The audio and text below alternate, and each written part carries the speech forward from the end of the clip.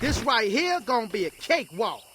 Everybody together as the Tekken community, I think we can all agree on Tekken 8 being the cleanest, most fluid, best Tekken game from the engine, from the gameplay. It's just the best. There has never been a Tekken game that has been so good. But the hitboxes, the tracking, and just the amount of trash you're getting thrown at your face is just dragging this game down. It has the potential to be the best Tekken game. For so many characters, you use your heat smash, you want your opponent to block it or to eat it, and you will be in a benefited situation in like any of those cases. I play Heihachi. Heihachi is my main. So I do the forward input to get a guaranteed wall split, right? I win. I hit you. That's right. That's correct. But if you block it, you are stuck in a 50-50 situation.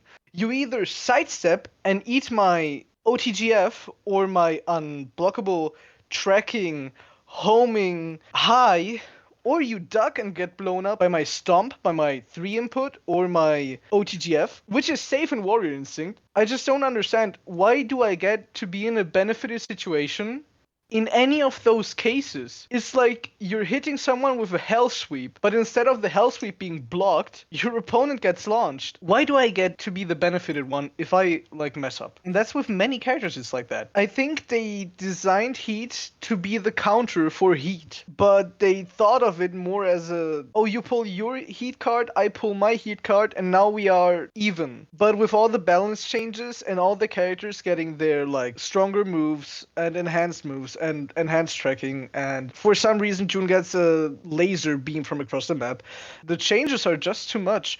We needed toning down. We didn't need doubling down. And that's one of the biggest flaws that Tekken 8 did. And I personally, I want to believe into the developers that they'll change that. We need to go back to what makes Tekken Tekken. We need to go back to mind games, to having characters having weaknesses and strengths and being different from one another, and not having the same game plan of rushing your opponent down, activating Heat Smash when you notice that things are going south for you, and then still ending up in a benefited position even though you fucked up. Stance transitions after Heat Smashes, they need to go. Every character. We need the Tekken communities to stop being crybabies. Everybody is a crybaby when it comes about getting their main character nerfed. Everybody cries about it. The worst takes you can have is being upset about your character being nerfed in the state that the game is right now. Are you even thinking about what state this game is in? The average Jin combo is you launch, then you hit him with an electric, tailspin. Tailspin, into stance, into heat, into tailspin, into bound. And then the unscaled ender. It's just too much. You're in the air for 20 seconds, like the end of the combo. He's not done. He hits you with Heat Smash, and then you need to keep guessing. You're basically stuck in this unending loop where the time, like the clock keeps ticking. Like, literally, that's stressful. It's stressful to see the time run out while you're, like, stuck in a comeback mechanic, as you said. Combos have become a comeback mechanic in the way that every character is a two-touch character now. And I feel like the same for Brian and other characters who had big combo damage. People were crying about it, and that's one of the problems that we have. People cry too much about it. So it gets changed, and now every character has that. We don't need big combo damage with every character. It was part of a character's identity to have big combo damage.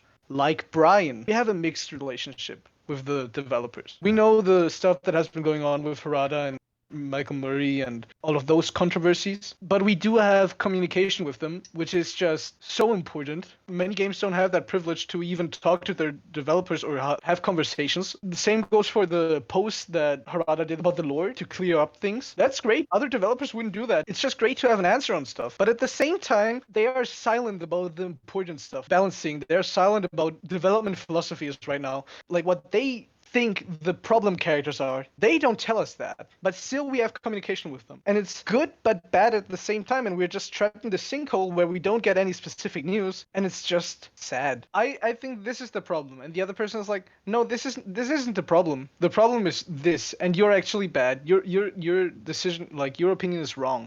And I also think that that's a problem that the tech community has. We need to like actually admit We need to learn to admit what is wrong with our characters. Everyone wants to have their fun with their character, and everybody wants their character to be strong and to be powerful. But if every character is OP, there is no fun for anybody. It's just stressful, and that's why I get that many players stop playing. Same as you.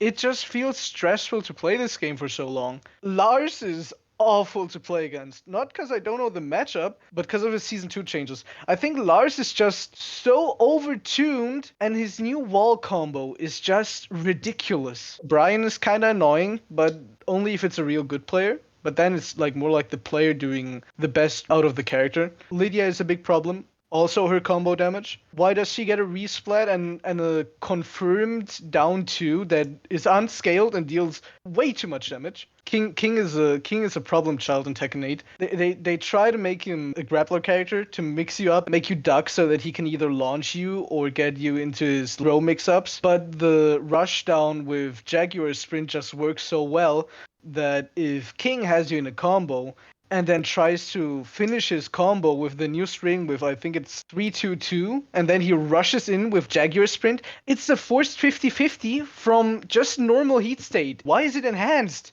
It was strong enough before. It had counterplay by reacting to the RKO. You can actually react to the RKO, and I trained myself to do that, but now it's kind of just stupid, because he charges up, and he starts glowing, and when he starts glowing, I can't see what he's doing. I'm forced to guess by the light effects of the game, by the special effects, and then he's so plus on block that I cannot react to what he's doing. How do you feel about Anna? Her mix-up and her game plan is just benefited by Tekken 8. So she's automatically stronger just by the game being the way it is. Yeah. Like, she's a stance rushdown, she's a stance full crouch mix-up character, and the game is rushdown mix-up. The thing about Anna is that they changed the game to fall in line more with what she's doing in season 2. So, for example, like the ability to activate heat from stances, they did that because all of her stances, and they wanted her to be able to incorporate that more. But then also, if you talk about the how you can activate heat and run and crouch, her crouch while standing mix-ups is so powerful. So that's something else that they never before have we seen them change the entirety of the game so that a character can be stronger because of it. Because, like, you know, if she releases in season 1, half of the things that she's doing with heat would not be possible. So I just think that's interesting how they altered heat to make her more effective. Yeah, it's like they designed her and season 2 around each other. Yeah. They are just benefiting each other. So you said you play Heihachi, right? So the thing that we're currently dealing with is everyone says like basically a version of what you're saying, how the game is too powerful and this and that. But then when the developers do an update and then they start to nerf their character, they start to change. They start to say like, oh, you know, my character doesn't need that, or this is. So for you, what is the most broken thing about Heihachi? But then like, what is Heihachi's identity? I personally think like Heihachi's identity in older Tekken games was always, oh, he's a Mishima, and he's one of the more easier Mishimas to get into, but playing him on a higher level is harder because his tracking is just so awful, and you really need to find a workaround for his tracking. And if you do, and if you're a good Heihachi player, you deal a whole lot of damage. Heihachi was always so much damage, but terrible tracking, and no low pokes. All of his low pokes, terrible. In Tekken 8, what they like to do is to remove weaknesses. Everybody talks about that, especially FDX. He always says, we are homogenizing the game and deleting characters' weaknesses, which just shouldn't happen, because that's how you get rid of characters and identity. So for Heihachi in Tekken 8, what I don't understand is, it's cool to have a safe counter hit mid, like his back 4, that works similar to Kazuya's down forward 2. That's cool. That's really cool. The problem is that at the same time, the same move is deleting one of his weaknesses, which is sidestep right. Sidestep right was his biggest weakness, and now he has back 4 to cover that. And it's also a counter hit launching mid. We didn't need that. A good Heihachi player will abuse that move because it's safe, it's a mid. I believe it can be parried. I think it counts as aerial because he does like a little hop. It's stupidly strong for no reason. And they also gave him forward 3, which is like his main combo tool, like the knee, where he goes into Raijin stance afterwards to like go on with comboing and then get you into a tailspin and stuff. Not tailspin, into a bound. Also tracks to the left. So Heihachi, the character that had no tracking and that you had to make up for his tracking, now has moves to specifically cover his tracking weakness. They got rid of his weakness and gave him Warrior Instinct. They gave him Install, which is, I think, how Warrior Instinct works is fine. And he's only really broken in Warrior Instinct. In Warrior Instinct, he's absolutely broken. That character, broken. Do you think Warrior Instinct should be nerfed, or do you think that him only having access to that one round after 3 heat activations, do you think that's balanced, like or do you think it should be weaker? I think they should tone down the tracking on the enhanced moves. Like forward 3 is fine. Like the overhead kick that gets you launched. Like Kazuya has the same. It's +1 in Warrior's Instinct. So it's like a tool to get back to neutral, but you're actually the one in a better position, so you can basically use that for your advantage. You can just I don't know, mix them up, get them into a worse position so that you can hit a counter hit or catch them off guard or anything like that, because nobody would count with the same move being +1 now that was like -3 or something before. That move is fine, especially because it opens up to mind games. What I think is kind of stupid is the electric from stance. In Warrior's Instinct, that's like +8 or something. And it tracks to, like, it fully tracks to the right side. So if Heihachi hits you with the move that tracks to the left, and you think, oh, I'm gonna sidestep right because the move tracks to the left, and he hits you with that uppercut, he gets a free combo. So I think they should tone down the tracking on that move. And everything else in Warrior's Instinct is balanced by it being 1 round, and only 1 round. So I think Warrior's Instinct is fine coming to that. They should just tone down the tracking.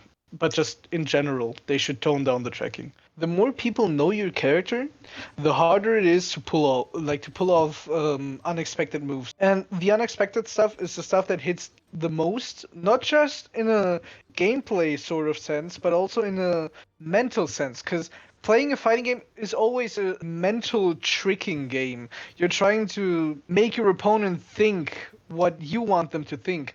And that's what fighting games are. Of course, Tekken 8 is a dumbed down version of Tekken. We can all be honest about that, and it's true. But the fundamentals still count, and Tekken 8 is still a Tekken game. Never forget your fundamentals, and always try to improve yourself as a Tekken player.